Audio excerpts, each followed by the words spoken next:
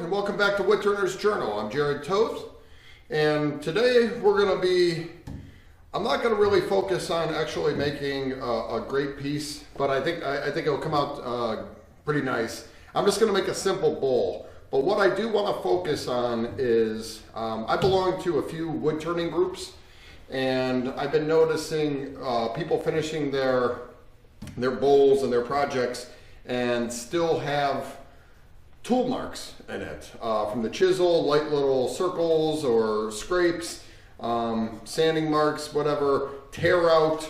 So I found this piece. This was given to me, I don't know, probably 2 years ago, and it's been kind of just lying around the shop for a couple of years.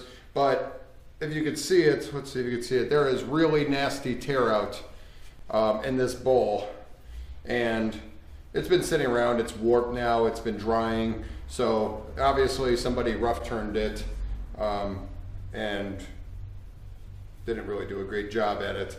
But all the same, we're going to get rid of that. And then I'm going to show you a little technique and a tool that I recommend that everyone has to get rid of any kind of little tool marks that you may have.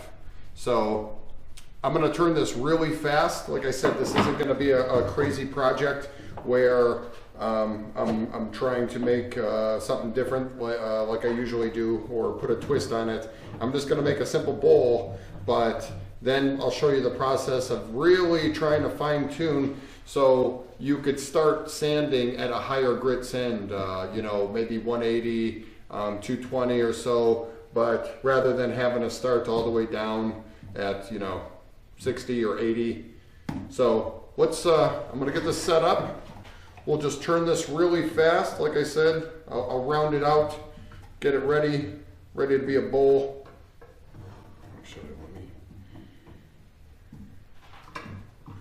All right, so I'm gonna grab my bowl gouge and I'm gonna rough shape it really fast, and then I'll start, you know, kind of trying to make it nice, smoother edge. I need a lot to take off here. I can see that this is 1/8 of an inch or so of tear out. Ooh, over here maybe 1/4 of an inch, and not to mention all these flat spots. So we're gonna have to round these out. I don't know if I'm gonna keep this tenon or not. I'll try to re-round it, but I don't know if it will be big enough. Maybe we'll do a recess. Let's do it.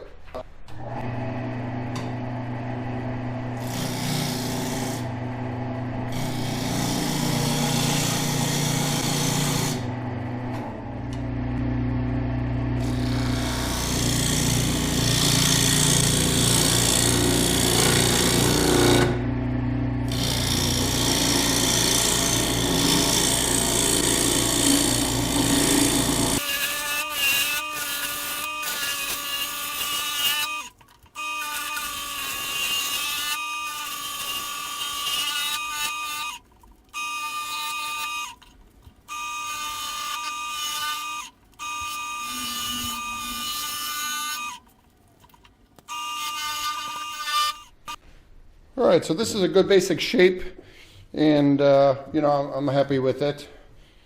Really nice spalting on this. I'm not sure what kind of wood it is. I think it just may be maple.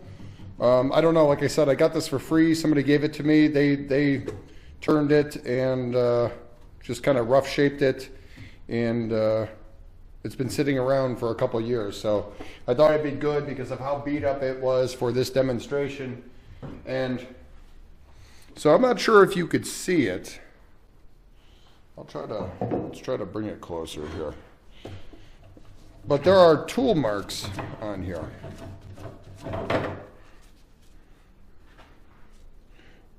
There's a little tiny, you see these little lines, a little bit of tear out. You know, still some tear out right here. This is end grain, some tool marks. So I want to show you a simple way to kind of get ahead and get those out of there without having to sand it. I mean, I could sit here and sand all day, sand it all the way down, but that's a lot harder. And the answer is a bowl scraper. And I just got this not too long ago, maybe a month ago, and I think it's amazing.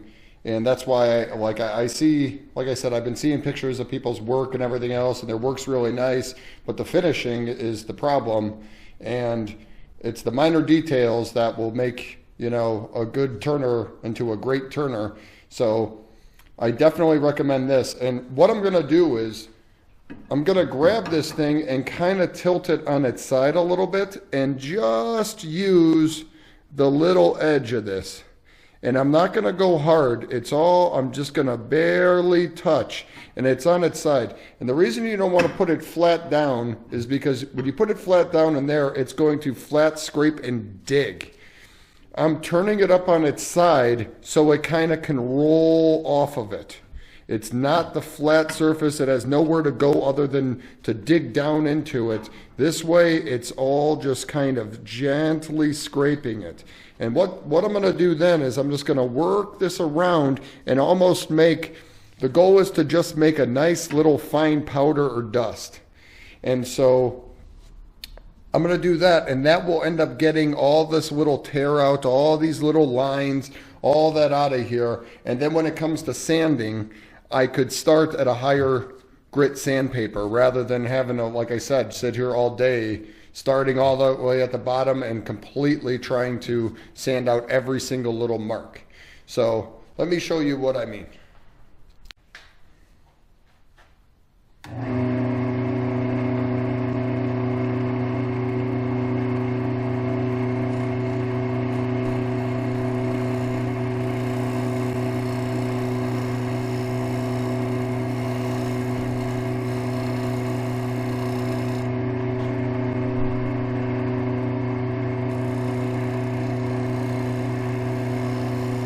See how it's just a fine powder?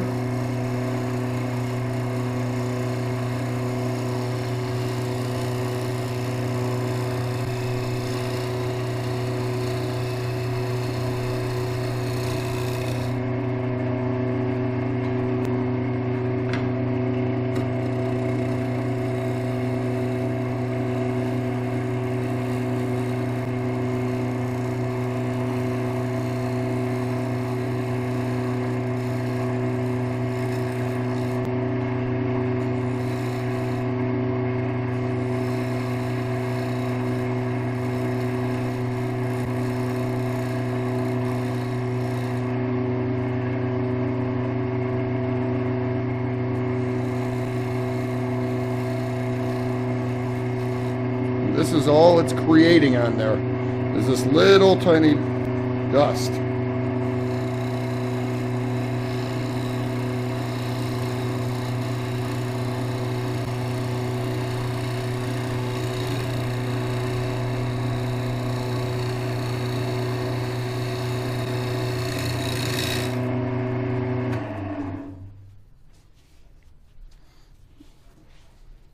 Probably hard to see in the camera, but it is completely smoothed out. I still got a little bit of marks right here.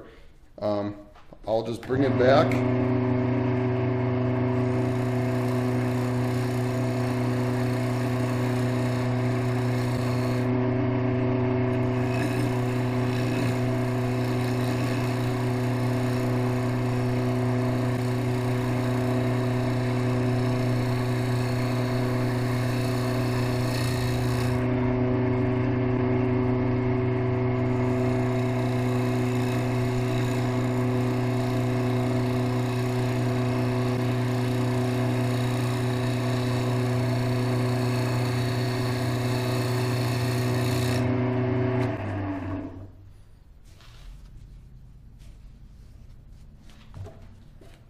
It's almost perfect.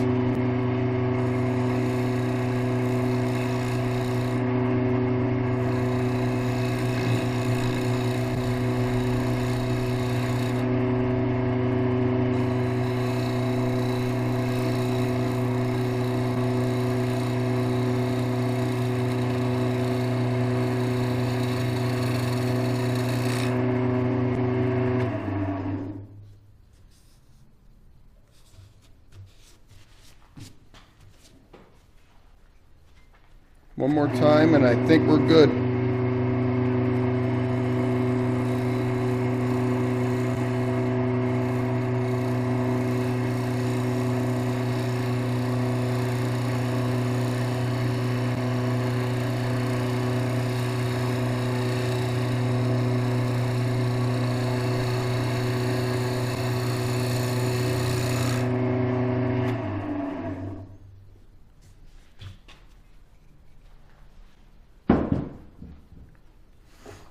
Now all the little tear outs, all the stuff that was there before, all gone. Tool marks, there's nothing there. So I can now start on a higher grit sanding, and I won't have to worry about it at the very end that, oh my God, there's still a tool mark there and everything else. So I'm not going to show, I'm going to start sanding here, but I'm probably going to start on, I don't know, I think I have like a 180 or something like that. I may start on that. I may be able to even start on 220 on this. It actually looks really good.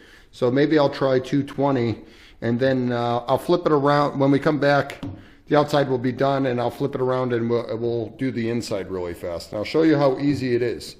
All right, so the sanding is done, and I went all the way to 600 grit, and I started at the 180 like I said, and then I just went up in increments from there. 180, I ended up going up to 220, 320, 400. I kept on going up, and then I hit it with a quadruple steel wool. It's actually, I used one of these pads, which is supposed to be the equivalent to a steel wool, but it's already shining and looking beautiful. And there, I have inspected this. There is not a single tool mark or anything in it. It looks absolutely perfect.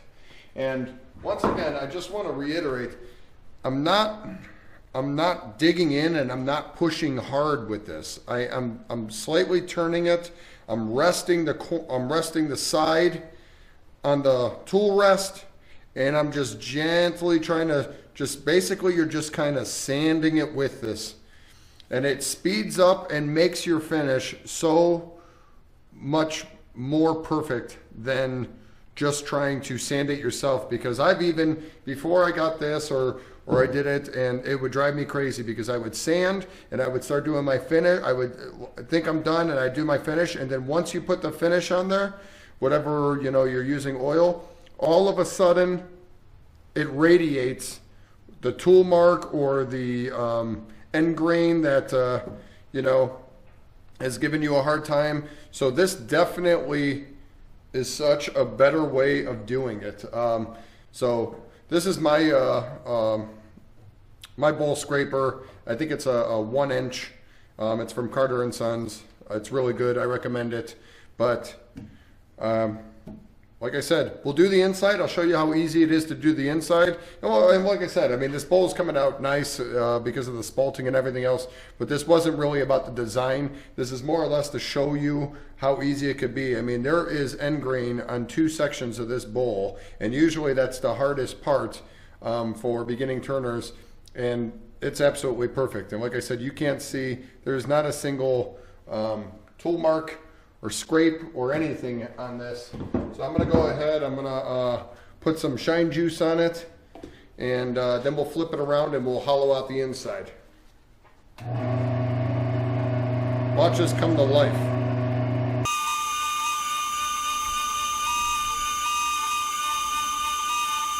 Absolutely perfect. It looks like glass. All right, I'm gonna flip it around, we'll hollow it out really fast, and I'll show you the bowl scraper from the inside. All right, so here we are. I have it mounted up on the chuck.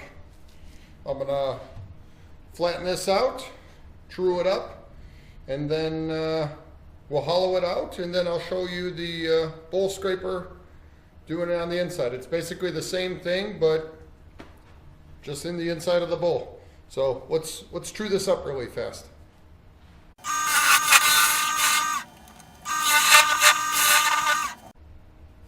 Have my depth gauge set to how deep I want to go with this. It's not going to be that thick of a bowl or deep of a bowl.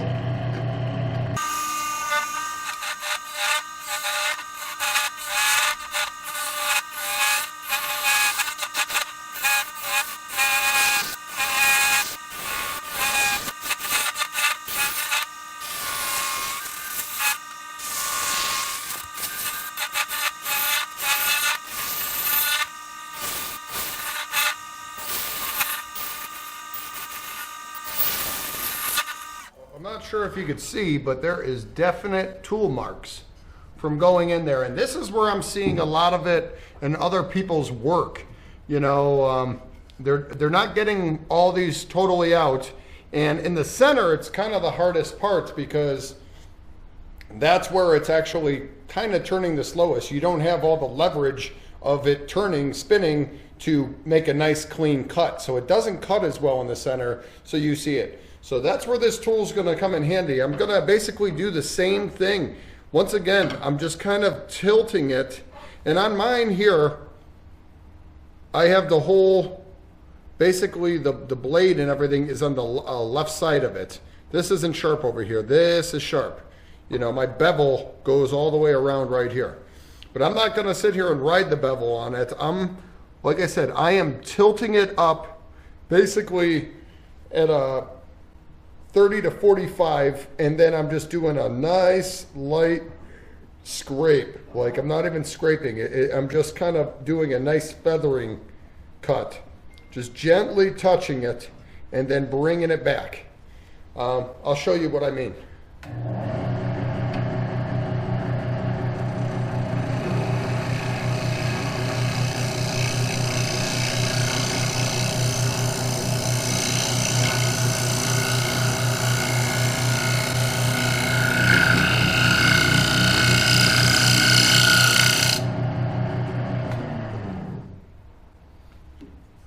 That's the first attempt, and it took off. Made it really nice. Want to lower this a bit, but I think that's about as low as I can go.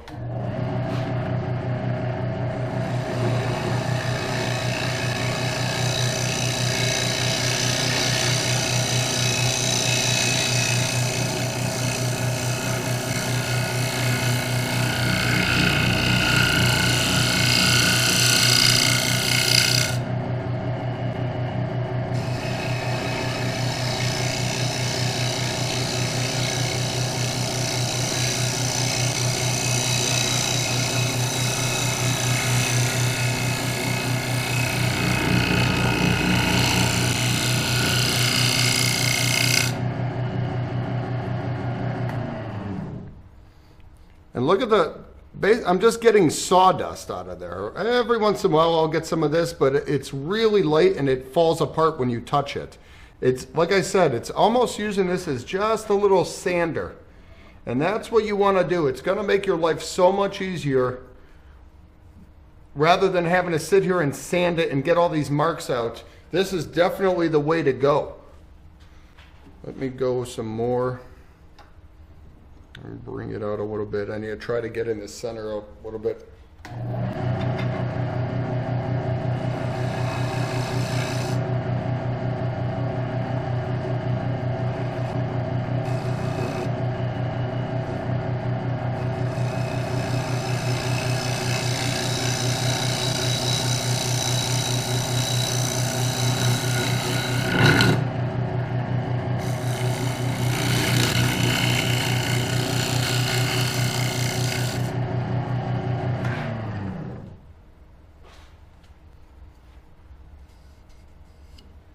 That is looking almost perfect. Oh, I see a little mark right there. So I'm just going to work this area really quick, nice and light. Nothing else. I got the center nearly where I want it. Maybe I'll do a nice quick pass.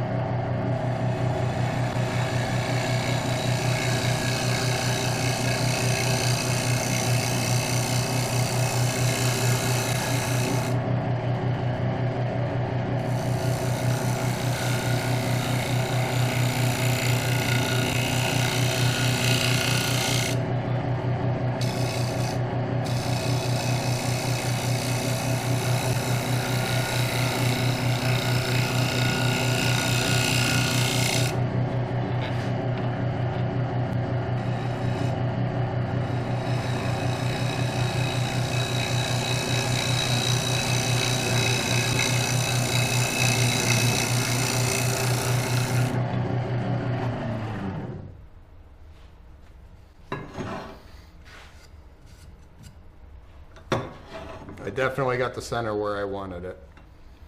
Now just right in there. It's kind of hard. my tool rest doesn't want to get in there.